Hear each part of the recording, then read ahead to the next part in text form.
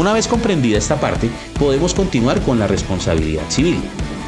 Anteriormente se había indicado que existían dos libros fundamentales para la sociedad. Una que regula el comportamiento del ciudadano frente al Estado o la sociedad, Código Penal, y otro que regula las relaciones entre ciudadanos, o Código Civil. Pero, ¿en qué consiste la responsabilidad civil? Es aquella que busca resolver un conflicto entre ciudadanos. Aquí solo se busca reparar el daño ocasionado, pero a la persona y no a la sociedad como ocurre en la responsabilidad penal. ¿Cómo se repara esto? Con dinero. Esta responsabilidad hay que indicar que es solidaria, es decir, son los responsables de reparar a la víctima. Para el caso de un servicio público, sería conductor, dueño de vehículo, empresa afiliada o quien contrata el vehículo. Como esta responsabilidad repara daños, el Código Civil señala que los daños pueden ser al patrimonio económico de las personas o daños extrapatrimoniales. Cuando hablamos de daños patrimoniales, son aquellos que afectan el patrimonio de la víctima y que pueden cuantificarse e indemnizarse sin problema alguno. Dentro de esta categoría se encuentra el daño emergente y el lucro cesante. Daño emergente se refiere al costo que tiene la reparación del daño a la cosa o a la persona y en los gastos en los cuales no ha incurrido o incurriría la víctima producto del hecho, como el caso de medicamentos, transportes, cirugías, mandar a arreglar el vehículo, etcétera, etcétera. El otro es el lucro cesante, que está determinado como la ganancia o el dinero que el afectado ha dejado de percibir como consecuencia del daño que le fue causado. Con respecto a los daños extrapatrimoniales, son aquellos que no afectan el patrimonio de la persona, pero sí se tiene en cuenta el sufrimiento. Son aquellos daños que pueden incidir en la esfera social de la persona, como el honor, la reputación, el daño estético, etc. O dañar su parte efectiva, es decir, todo lo que pueda afectar psicológicamente al afectado, entre los cuales encontramos daño a la vida en relación. ¿Cómo se afecta el ámbito externo de la persona? Es decir, el ámbito social. ¿Qué tanto se le afecta su vida después del accidente? ¿Puede volver a trabajar? ¿Presentará una discapacidad?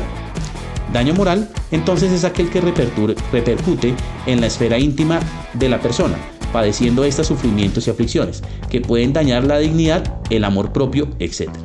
Y por último encontramos la responsabilidad administrativa, que está definida como aquella que surge después de haberse cometido una infracción a una norma que puede generar multas, sanciones pedagógicas ante una autoridad administrativa, que para el caso del tránsito son las multas contempladas en el artículo 131 del Código Nacional de Tránsito. Ya teniendo en cuenta cuáles son las responsabilidades que implican la conducción de un vehículo en Colombia, pensemos en aquellas cosas que pueden llegar a pasar si se nos presenta un accidente de tránsito. ¿Qué pasará con nuestra familia? Si se nos presenta un accidente de tránsito, recuerde, el coste económico no es solamente para la víctima, sino también para el que ocasiona el accidente. Es por esa razón que debemos tener claro el siguiente punto de nuestra formación. Cuarto, ¿cómo debo actuar entonces en caso de que se me presente un accidente de tránsito? Aquí lo importante es mantener la calma, pero es necesario tener en cuenta que es una situación que puede generar en usted mucho estrés y ansiedad, de manera que de usted depende que esté calmado, porque la situación puede analizarse mejor. Por lo tanto, apague el motor y asegure el vehículo. Observe las condiciones de seguridad, es decir, cuide su integridad física. Observe la presencia y ubicación de lesionados. Observe la identificación de otros vehículos involucrados cuando exista y realice las llamadas que usted considere de emergencia. Pero la primera llamada siempre deberá ser al número de emergencias o al 123. Tenga en cuenta que al sitio llegará entonces una persona a la que se le denominará primer responsable, que técnicamente es aquel funcionario que llega al sitio con el fin de ayudar o proteger el sitio, como es bomberos, defensa civil, policía de vigilancia o ambulancias.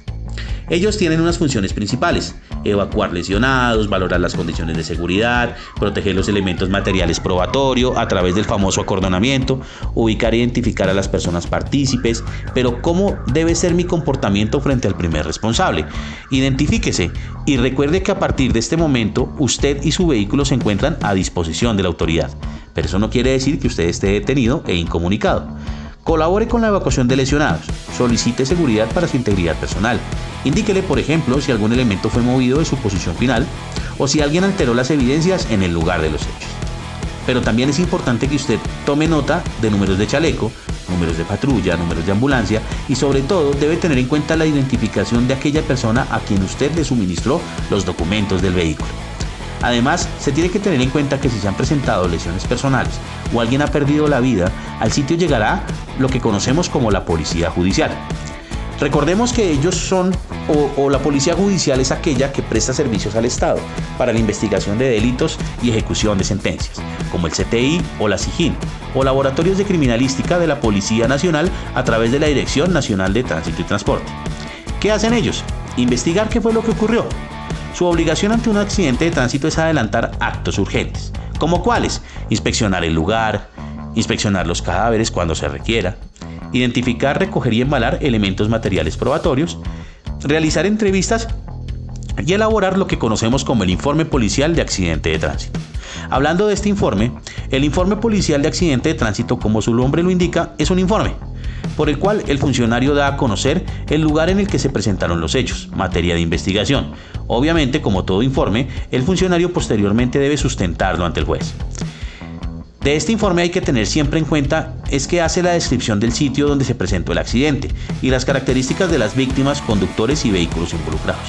De aquí es importante verificar la hora de ocurrencia del hecho. ¿Por qué? Porque es una información que solo conoce el conductor.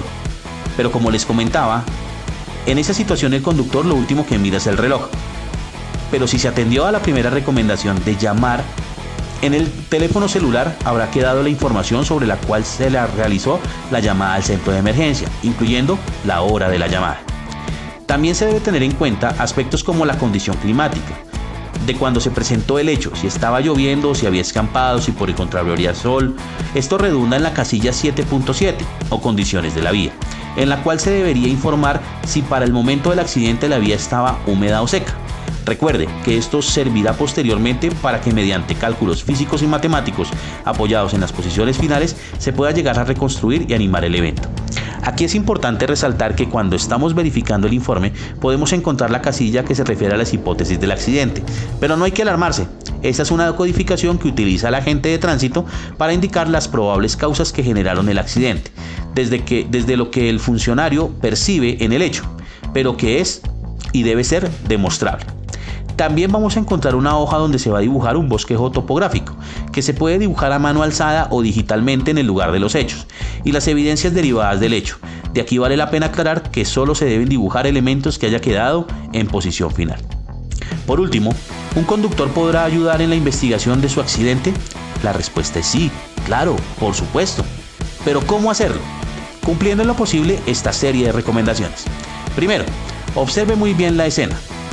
En especial cada detalle, cada característica del lugar, presencia de huellas, fragmentos, residuos.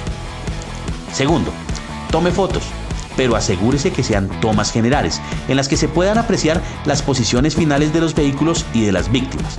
Ojalá que se puedan tomar fotografías desde todos los ángulos. Tercero, ubique cámaras de seguridad, pero no solamente las cámaras de policía, sino de cualquier establecimiento público. Cuarto, si es posible, ubique datos de testigos, pero asegúrese que este testigo haya visto cómo se produjo el accidente. Esto es muy importante. No nos van a servir testigos que hayan oído el golpe y luego hayan ido a mirar. Se necesita es que hayan visto cómo se produjo el accidente. Ante esta pregunta de si es obligación o no dar versión de lo ocurrido a las autoridades de tránsito, acordémonos de los artículos 29 y 33 de la Constitución. Tenemos derecho a guardar silencio y que ese silencio no sea utilizado en nuestra contra. No comente lo sucedido con autoridades, periodistas, familiares de las víctimas y curiosos. ¿Por qué? Porque esto se puede presentar después para confusiones y discusiones con familiares de las víctimas. ¿A quién dar la versión entonces? Al abogado de confianza. Por lo tanto, también se recomienda no decir mentiras en las declaraciones y mucho menos al juez.